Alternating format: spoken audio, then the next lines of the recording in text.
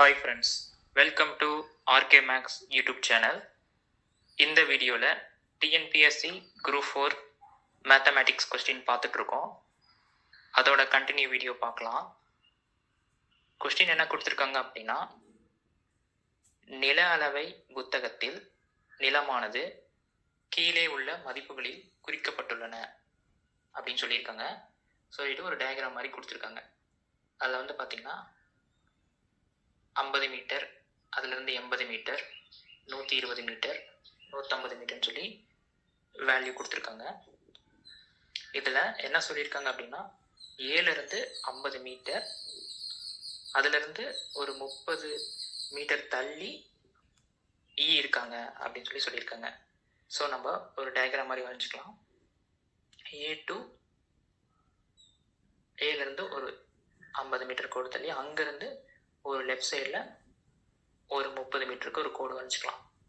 அதுக்கப்புறம் அங்கேருந்து ஒரு 30 மீட்டர் தள்ளி, அதாவது 80 மீட்டருக்கு அடித்து அங்கேருந்து ஒரு 50 மீட்டர் தள்ளி பி இருக்காங்க அப்படின்னு சொல்லியிருக்காங்க. அப்போ 80லேருந்து ஒரு ரைட் சைடு ஒரு 50 மீட்டருக்கு ஒரு கோடு போட்டுக்கலாம்.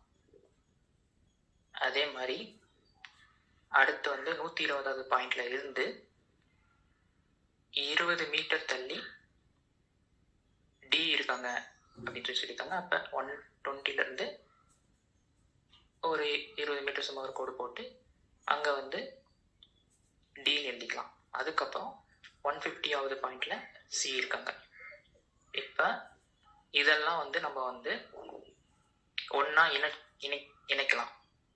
இப்போ சி டு ஏ, அதே மாதிரி பி டு ஏ, அதே மாதிரி பி டு சி, அதே மாதிரி இங்கே டியிலேருந்து இ, இப்படி நம்ம இணைச்சிட்டு வந்தோம் அப்படின்னா மொத்தமாக 4 முக்கோணம் வரும்.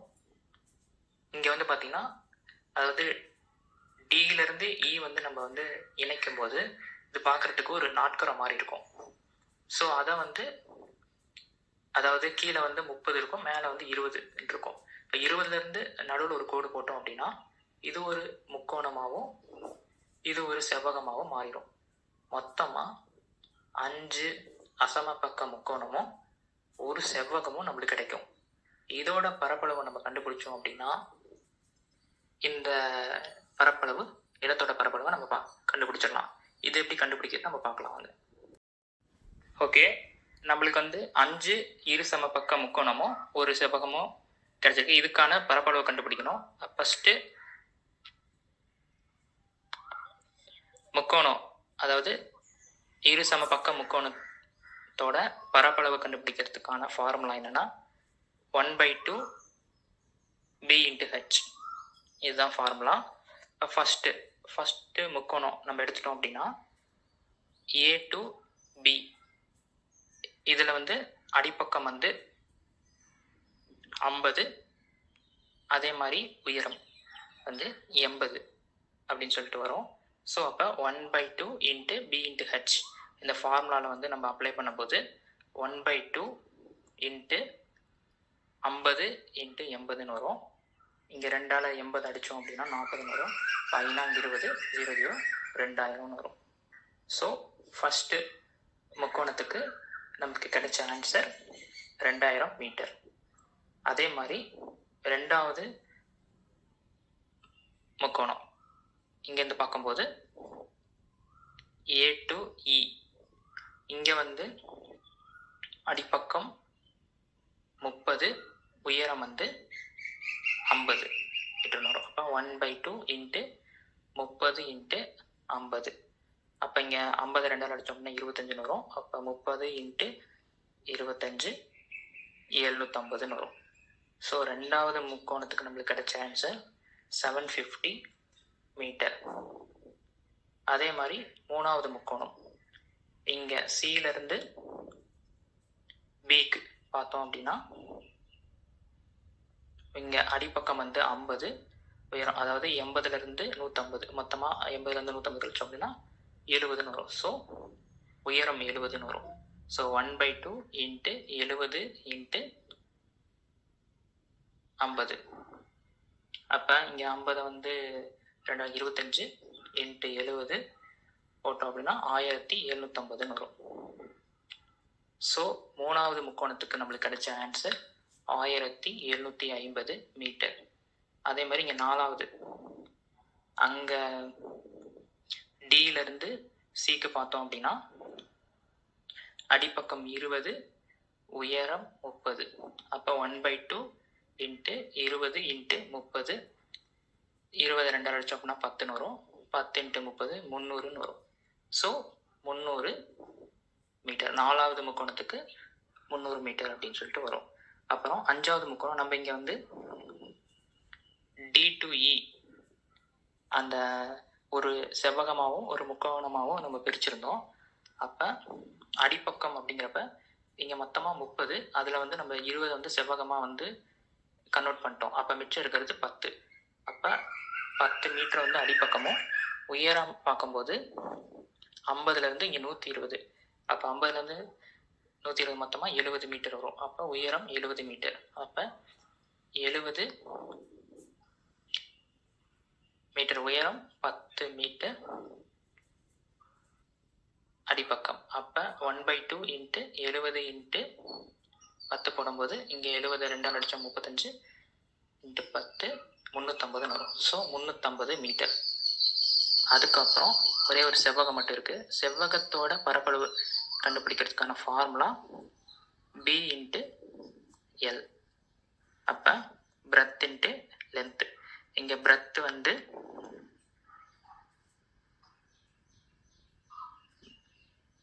பார்த்தீங்கன்னா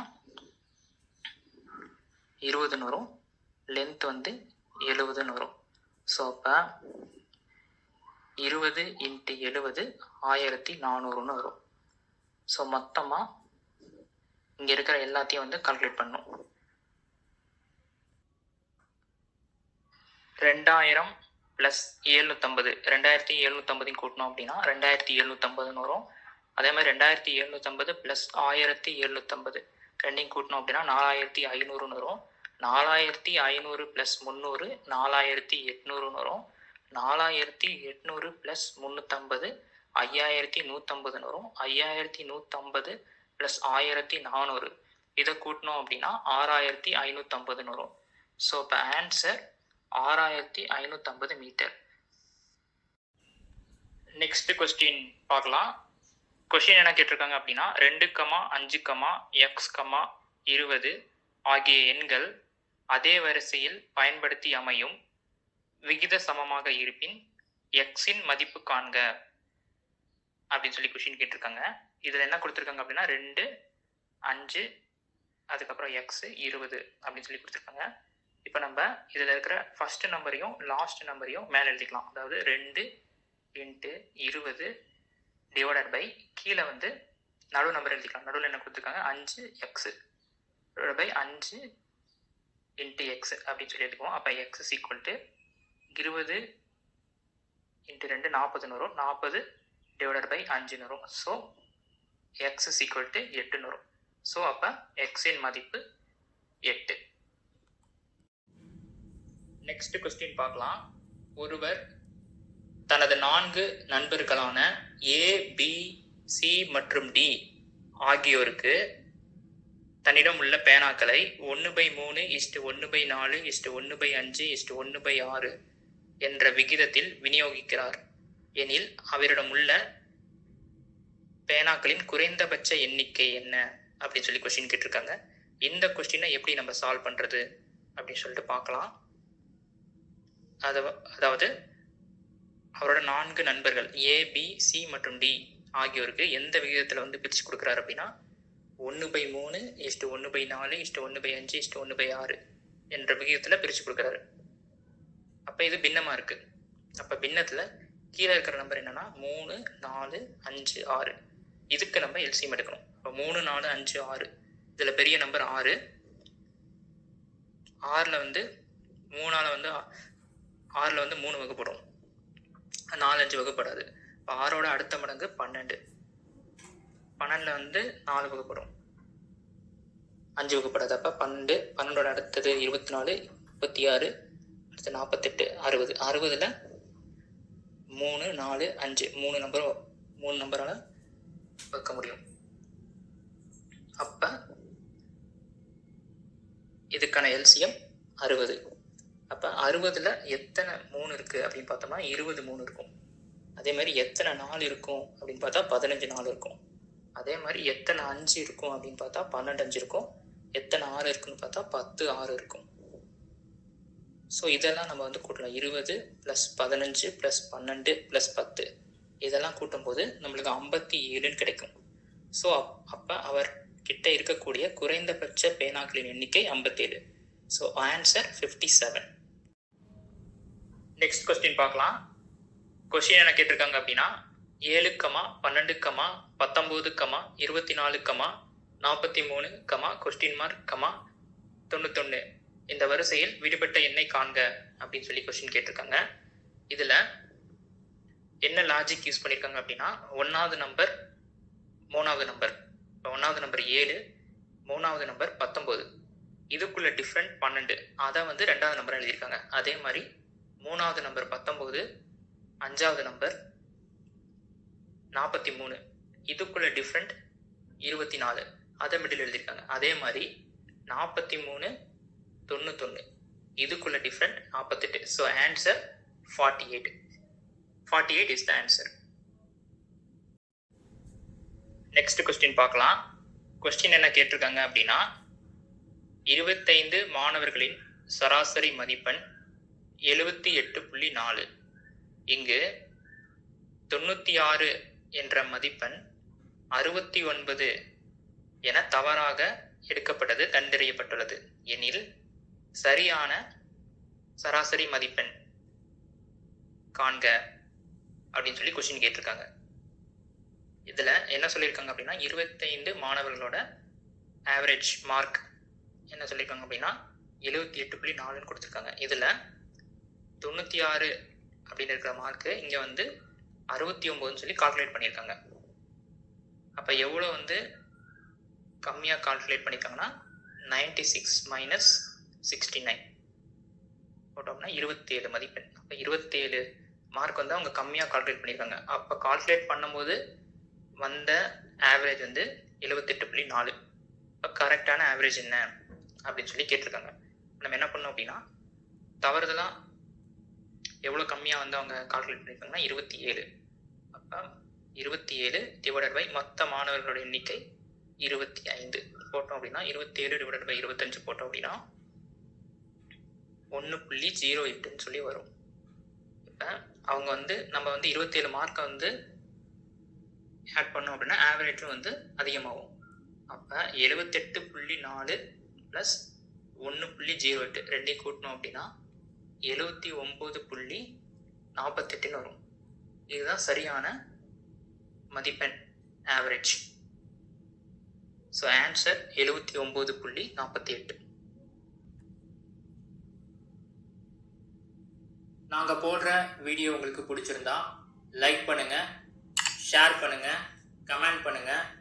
மேலும் நாங்கள் போடுற வீடியோ உடனுக்குடன் வர்றதுக்கு சப்ஸ்கிரைப் பண்ணி பெல் ஐகானை டச் பண்ணிக்கோங்க. தேங்க்யூ.